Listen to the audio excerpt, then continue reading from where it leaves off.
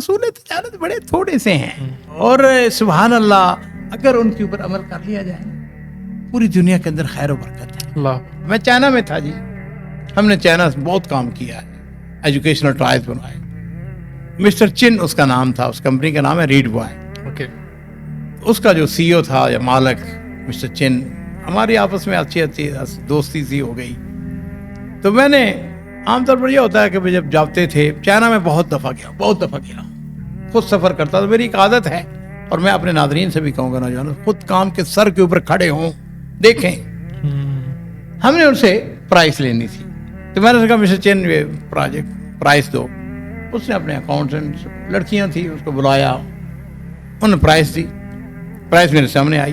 It took seconds, मैंने price देखी, price मेरे हक में बहुत अच्छी थी लेकिन उनके हक में अच्छी नहीं थी। मुझे पता था कि उन्होंने गलत प्राइस दिया है। मैंने कहा मिस्टर चिन ये प्राइस गलत है, इसको रिवाइज करो।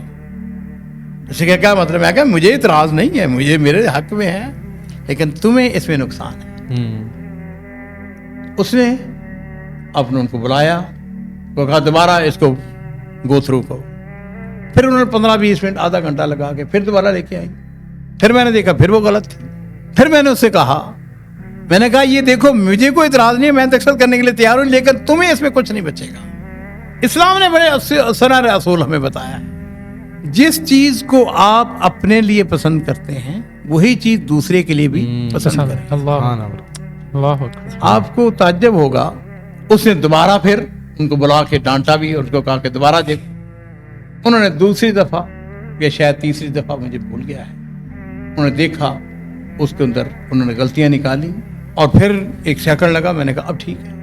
उसके बाद उसका मेरे साथ मामला जो हुआ वो ये था, वो कहता मुझे ऐसा करो कि खुद ही हमें बता दिया करो कि तुम्हें क्या प्रोसेस चाहिए। देखिए इस बात को असूल समझ लें, जब तक आपका जो मुखालफ है या मुखालफ से मुराद है कि जिससे आप चीज़ खरीद रहे हैं या आप उससे मामला कर रहे हैं, जब तक उसको फायदा नहीं होगा ना वो कभी आपके साथ फेयर नहीं होगा। लोग हमारे समझते हैं कि हमने जनाब अली फलां के साथ मामला करके, नहीं भाई उसका हक है कि वो प्रॉफिट कमाए। अगर वो प्रॉफिट नहीं कमाएगा तो क्या होगा? लॉन्ग टर्म नहीं चल पाएगा, चल ही नहीं सकता। और मेरे बाप कुर्बान हो, नबी करीम सल्लल्लाहु अलैहि वसल्लम ने यही असूल हमें तिजारत के बताए।